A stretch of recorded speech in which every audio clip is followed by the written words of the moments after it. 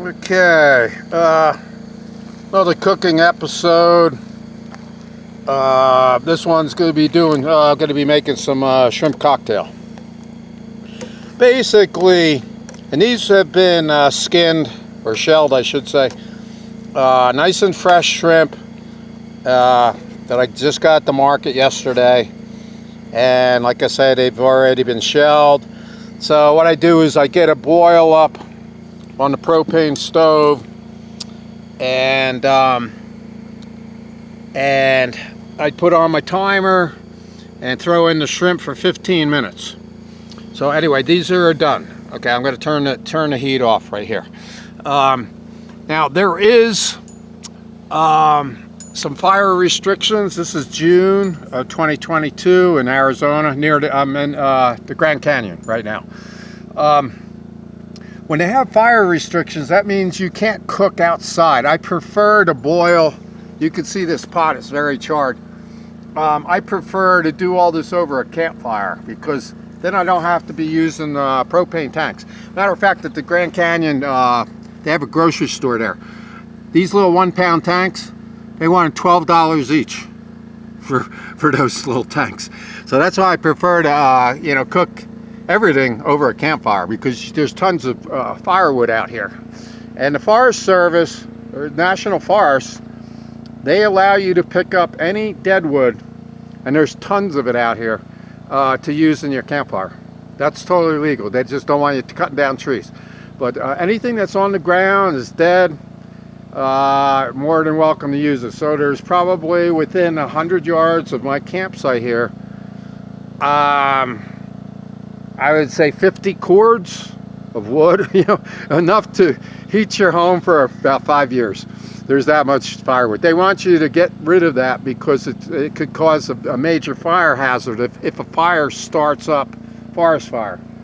And some of these trees do show charring on the outside. It's mostly pine out here, but I found a place where there's actually a lot of oak, scrub oak in this area, which is kind of unusual. I'm in the Kaibab National Forest, and so let me just take these shrimp out so they don't overcook. These were shelled. These shrimp were shelled before, and they were nice and fresh and shelled. So here's my cocktail sauce. Let me just get these out and get this in.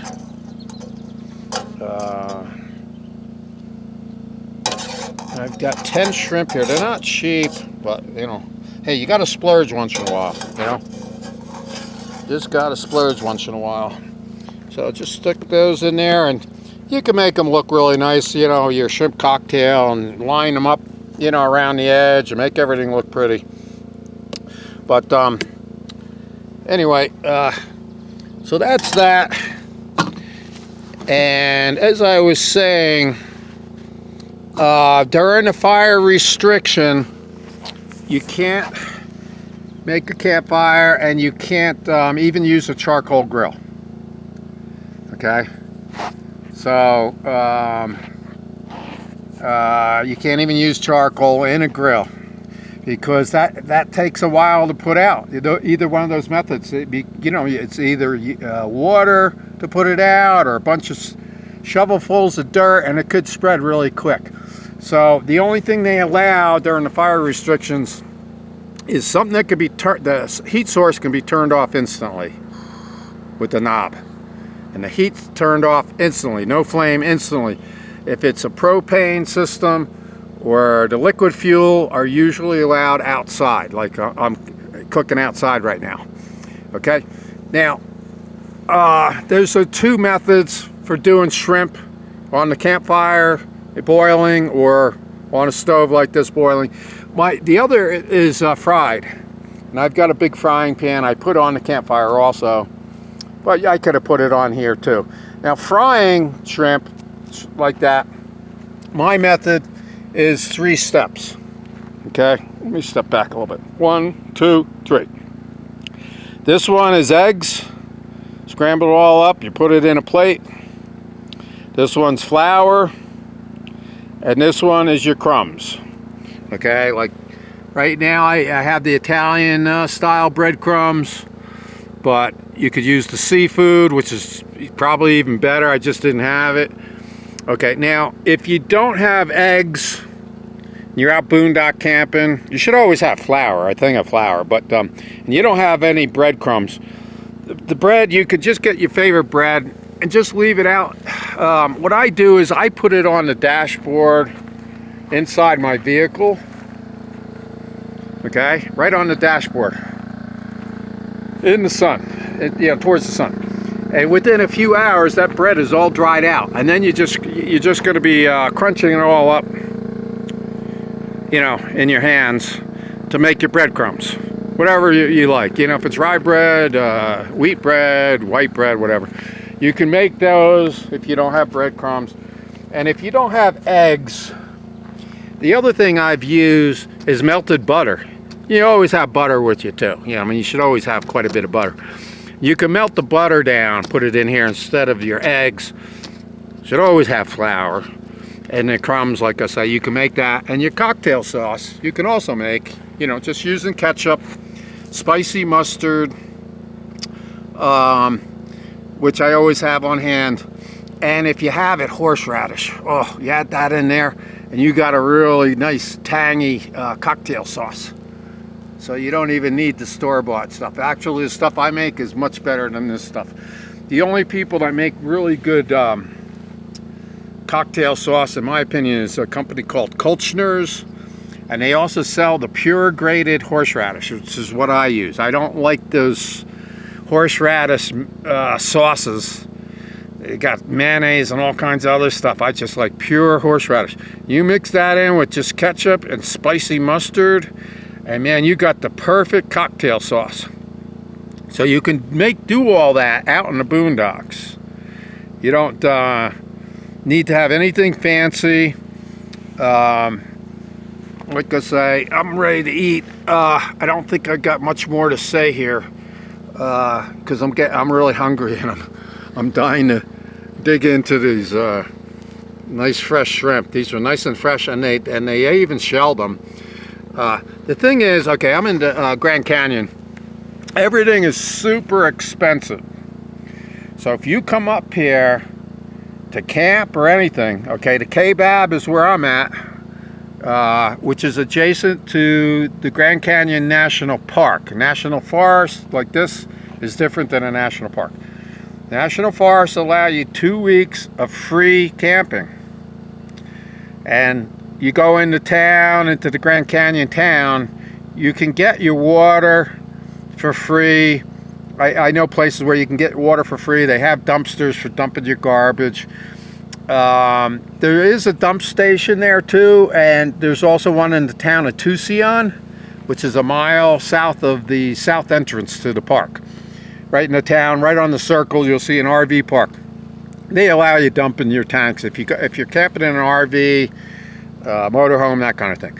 So you don't pay any money out here. It's free for 2 weeks. In town, they got 2 campgrounds. One is No Frills Primitive Camping. It's run by the National Park, and that's about $150 a week. But they said you gotta reserve about 6 months in advance to get a campsite in there, because they've got, like, I don't know, 15,000 people a day coming in here. So you gotta reserve way ahead. And there's also an RV park inside the Grand Canyon National Park, and I believe that's private. But that's $450 a week to stay there. That's full hookups. You're squeezed in like a sardine in a sardine can, 20 feet apart. It really sucks. And you're paying $450. Out here, where I'm at, it's free. 2 weeks for free. Beautiful out here. I heard elk about 100 yards away. There's no campers for over a mile in any direction. I saw a wolf just a couple of days ago, maybe 200 yards away, running across the field. I even saw a scat right on this campsite right here, where I'm camped right now. The scat was right over here. Trying to see if I can see anything. was right over here. And there's where he was scratching up for, you know, grubs and bugs and everything else right there. That was recent. I mean, in the last couple days, you know, just before I got here. Okay? So, you'll see squirrel, chipmunk. You'll see also free grazing cattle out here. Like I say, occasional elk, deer, all that kind of stuff. So that's what you get when you come out doing boondock camping. You don't get that when you're packed in like a sardine in a sardine can and paying $450 a week for a site. Just got to learn how to boondock camp. So anyway, I've got almost 200 videos on how to boondock camp, how to prepare to live good, eat good. You know, you don't have to be losing anything in your experience. You're going to be gaining by getting out in nature. So anyway, this is Eagle Eric. I hope you like this another episode, cooking food. Almost nobody likes my food episodes. You can also add different spices and stuff in your breadcrumbs. Like if you want it a little spicier or a barbecue flavor, you can add that into your breadcrumbs and put it in here. Now I do for frying fish also. You make a really thick crust. You got your eggs, your flour, and your crumbs.